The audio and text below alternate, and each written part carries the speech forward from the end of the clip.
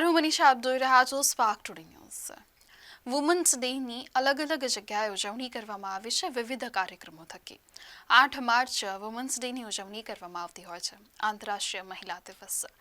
આજની જે મહિલા છે તે દરેક ક્ષેત્રમાં આગળ વધી રહી છે. મહિલા દિવસ નિમિત્તે ધૂળેટી હોય જેને લઈને જ એક દિવસ પહેલા એક દિવસ પછી પણ અલગ અલગ કાર્યક્રમોનું આયોજન કરવામાં આવતું હોય છે. એલેમ્બિક સિટી ખાતે ફિકી ફ્લો દ્વારા મહિલા દિવસ અન્વયે જ કાર્યક્રમનું આયોજન કરવામાં આવ્યું હતું, જેમાં વોકેથોન છે તે રાખવામાં આવી હતી. ખૂબ જ સુંદર અત્યારે કહી શકાય કે એલેમ્બિક સિટીમાં જ અત્યારે જે સંપૂર્ણ વોકેથોન છે તેનું આયોજન કરવામાં આવ્યું હતું. મહિલા દિવસની ઉજવણી કરવામાં આવી રહી છે. આજની જે મહિલા છે તે દરેક ક્ષેત્રમાં આગળ જઈ રહી છે. પહેલાં એવું હતું કે અત્યારે કહી શકાય કે કેટલાક ક્ષેત્ર હતા જેમાં જ મહિલાઓ જોવા મળતી હતી, પરંતુ હવે દરેક ફિલ્ડમાં મહિલા જોવા મળી રહી છે. ત્યારે વડોદરાના મહેમાન બન્યા હતા તારીનીના ઓફિસર, નૌસેનાના જે ઓફિસર છે, જેમના દ્વારા અત્યારે સંપૂર્ણ એક બોટ પર જે ભ્રમણ કરવામાં આવ્યું છે. નૌસેનાના જે ઓફિસર્સ છે તેઓ આજરોજ વડોદરા શહેરના મહેમાન બન્યા હતા. તેમની સાથે વાતચીત કરી છે, જાણવાનો પ્રયાસ કર્યો છે કે સંપૂર્ણ જે સફર હતો તો કેવો રહ્યો હતો અને આ સંપૂર્ણ સફરમાં તેમના દ્વારા અત્યારે કેવી શરૂઆત કરવામાં આવી હતી, કઈ રીતે તેઓ અત્યારે નૌસેનામાં જોડાયા હતા અને તારીની અને તેમના દ્વારા જ અત્યારે જે સંપૂર્ણ ઘણા લાંબા દિવસનો જે સફર હોય છે તે તય કરવાનો હોય છે.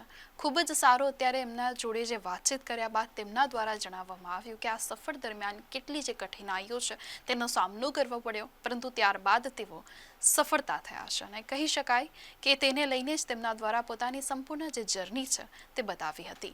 જોઈએ શું કહી રહ્યા છે.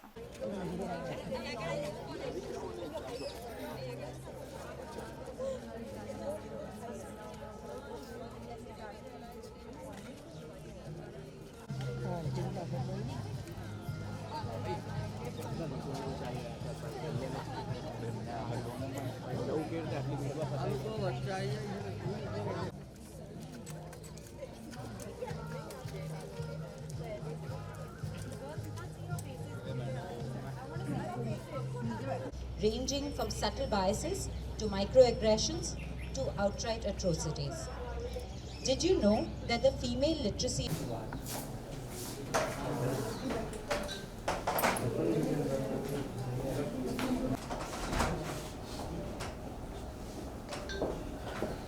इंटरनेशनल वुमेंस डे सेलिब्रेशन के लिए हमने ये वॉकथॉन रखा है.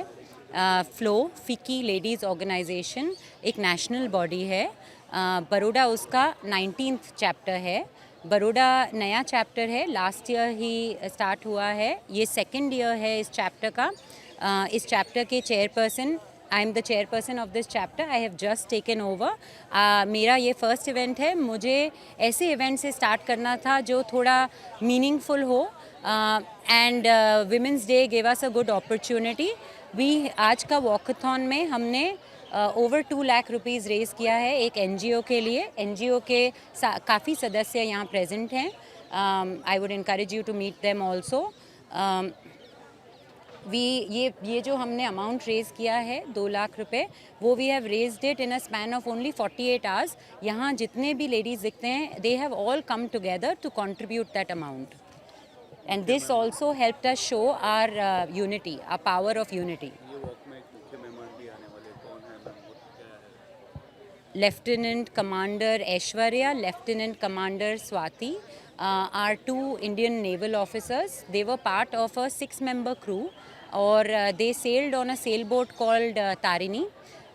Their journey was over 200 days long, and they circumvented the globe. यानी पूरे globe के round they went in a span of just under 1 year. Their story is very inspiring, and they are here today to inspire all the women with their journey. काफ़ी मुश्किलें आई, बिल्कुल आसान नहीं था.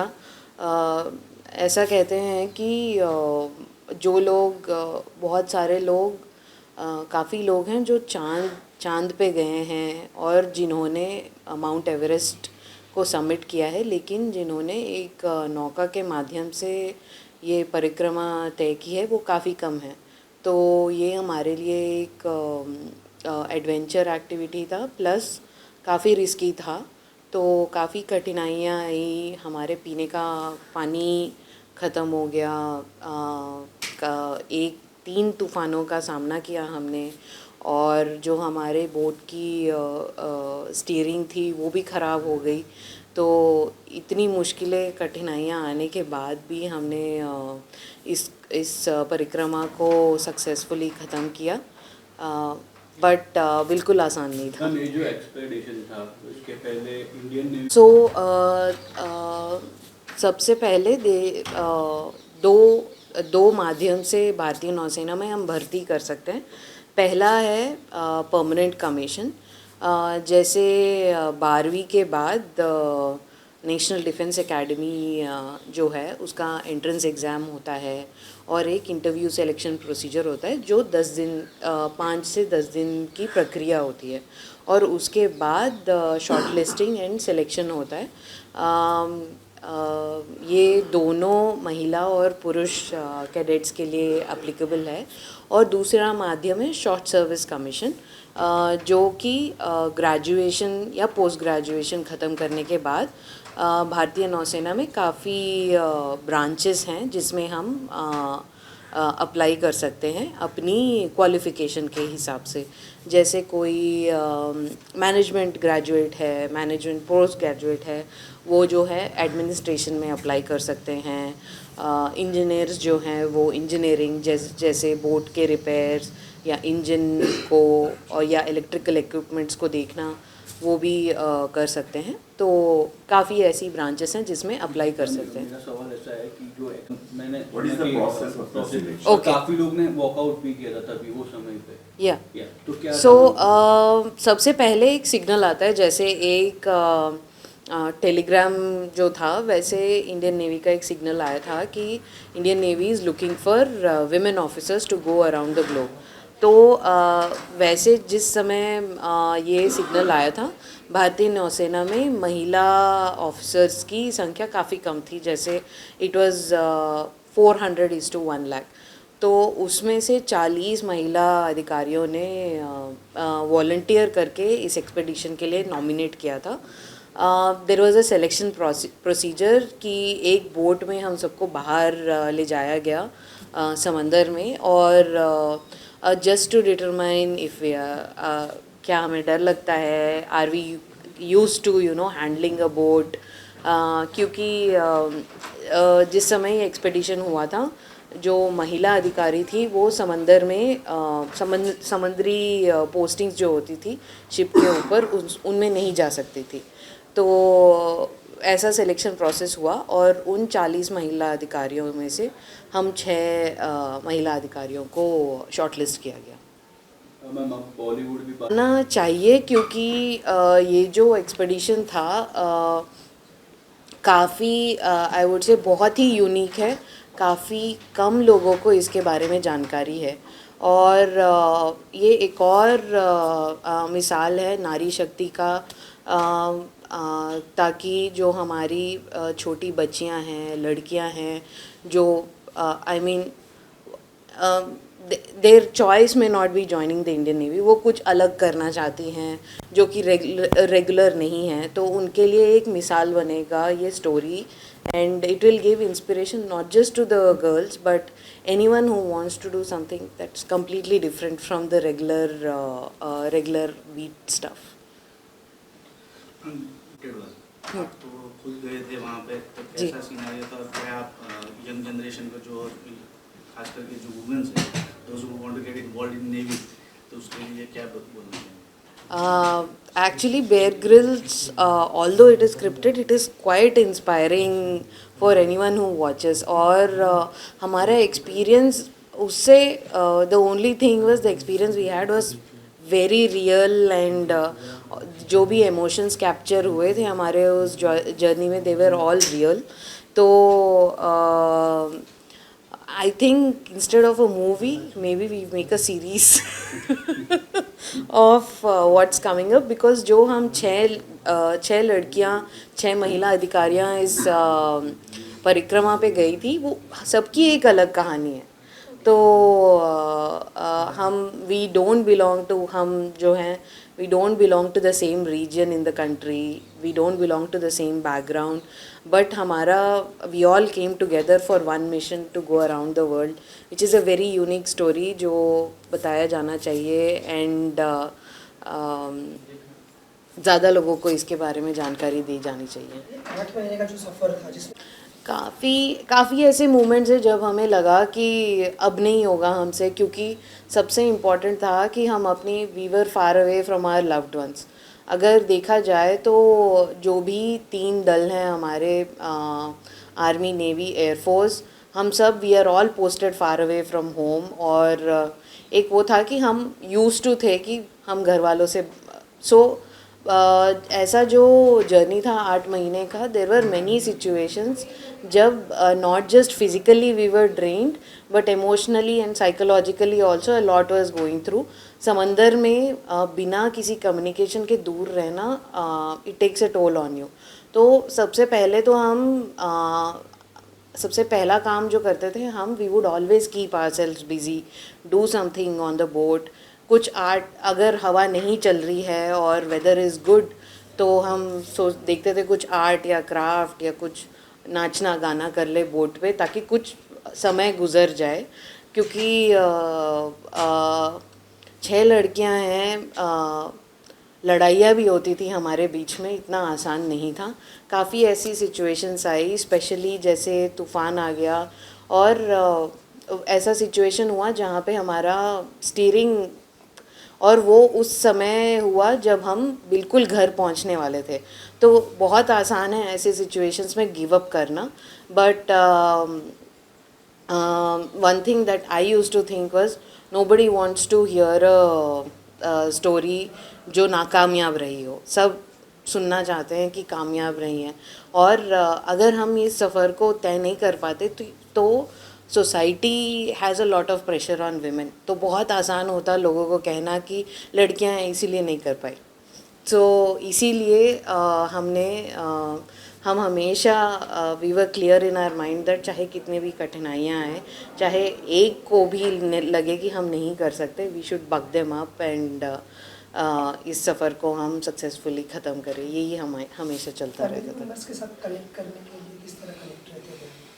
हम सैटेलाइट कम्युनिकेशन के through mostly काफ़ी कम समय मिलता था, 5 मिनट से ज़्यादा भी नहीं मिलता था घर वालों से बात करने के लिए। तो उसी 5 मिनट में हम जो है हर दिन में जब भी कनेक्टिविटी होता है, ऐसा नहीं है कि हर दिन हमें मिले, हमारा प्रायोरिटी होता था कि बताने के लिए कि हमारा लोकेशन क्या है। अगर वो गया और we can still use some data तो हम घर वालों से बात करके बता देते कि सब ठीक चल रहा है, हम खाना भी है, खाना ख़त्म नहीं हुआ है, चाहे पानी खाना बिल्कुल ख़त्म होने को आ रहा हो, हम बता देते थे कि सब ठीक चल रहा है। और सैटेलाइट के थ्रू ही हमारा कम्युनिकेशन होता था। आपकी जो बोट हमारी बोट में जो मिनिमम रिक्वायरमेंट्स हैं, आई वुड से अगर आप पिक्चर्स या वीडियोस देखें यॉट्स की, दे लुक बहुत ही लग्जूरियस लगता है। यू नो लोग जनरली उसमें सिर्फ पार्टी करने जाते हैं, बट हमारी बोट में काफ़ी मिनिमम रिक्वायरमेंट्स थी। एक्चुअली बोला जाए तो 6 लोगों के लिए सोने की सुविधा भी ठीक से नहीं थी। सिर्फ 4 लोग, वो भी 2 लोग ज़मीन पे और 2 लोग जो हमारे बंक्स होते थे उसमें एक समय पे सो सकते थे। और लाइक आई सेड 2 लोगों को हमेशा वॉच पे रहना होता था, और अगर कोई कठिन सिचुएशन आ जाए तो बाकी लोग भी जाके जुट जाते थे। और खाने की एक बहुत ही छोटा देयर इज़ कॉल्ड एक स्टव था जिसमें हम खाना बनाते थे, और जब हवा तेज़ी से चल रहा हो और बोट काफ़ी हिल रहा है तो हम खाना भी बनाना बंद कर देते थे। एंड पानी का स्टोरेज था 600 लीटर का, और इसीलिए हम, क्योंकि पानी का स्टोरेज 600 लीटर था तो उसी हिसाब से हमने 6 लोगों के लिए 2 लीटर के हिसाब से कैलकुलेट करके हमने अपना जो जर्नी का डिस्टेंस था वो तय किया कि हम कितने स्टॉप्स लेंगे, कहाँ रुकेंगे। देयर इज़ जो बोट है वो काफ़ी इको फ्रेंडली है। सोलार चार्जर्स थे, जिससे हम जो हमारा इलेक्ट्रॉनिक इक्विपमेंट है बोट का उसको चार्ज कर सकते थे। इलेक्ट्रॉनिक इक्विपमेंट मोस्टली ये था कि हमारी एक तो मैप, नेविगेशन मैप था, जैसे हमारा गूगल मैप्स होता है, जिसके हिसाब से हमें पता चलता है कि पृथ्वी के किस इलाके में हम जा रहे हैं और वहाँ पे क्या, what is the depth, what is the nearby land mass or something like that, and also हमें पता चलता है कि हवा कितनी तेज़ी से चल रहा है। there was also a radar on board जो बादल जो आसपास हैं उनको दिखाता था, और या फिर कोई बोट अगर हमारे रेडियस में है उसको दिखाता था। and apart from that there were basic electric equipments like the lights, the chargers and the pumps जो कि बोट में जो पानी भरता है उसको बाहर फेंकता है। सो ये ऐसी सुविधाएं थी बोट के एक अंदर। लास्ट मेरा आपसे क्वेश्चन, जितनी महिलाएं थी वो आई थिंक 6 में से 2 ऐसी महिला अधिकारी थी जिनकी शादी हो चुकी थी, और उनके हस्बैंड भी भारतीय नौसेना के अफसर थे, तो उनको बिल्कुल पता है कि हमने किस चीज़ के लिए वॉलंटियर किया है। एंड आई थिंक अगर फैमिली का सपोर्ट नहीं होता तो ये काफ़ी, like I said, it is also a mental journey that you do, it is mentally taxing. तो फैमिली का सपोर्ट नहीं होता तो ऐसा परिक्रमा तय करना काफ़ी मुश्किल होता है। तो फैमिली का सपोर्ट हमेशा था, और इनफैक्ट हम इन माय केस क्योंकि जर्नी इस परिक्रमा में निकलने के पहले जब मैंने बताया था अपने पेरेंट्स को कि मैं ऐसी परिक्रमा में जा रही हूँ, तो उन्होंने कहा कि अब तो हम तुम्हारे लिए लड़के ढूंढ रहे हैं। हम तो कहते थे कि you do only sure based appointments, अब तुम समंदर में जा रहे हो, हम क्या कहेंगे। सो मैंने तो कहा था कि आप लड़के को बिल्कुल कह दो कि मैं समंदर में जा रही हूँ, अगर उसको कबूल है फिर ही तभी मैं उससे शादी करूँगी, because this is not something that I am going to stop.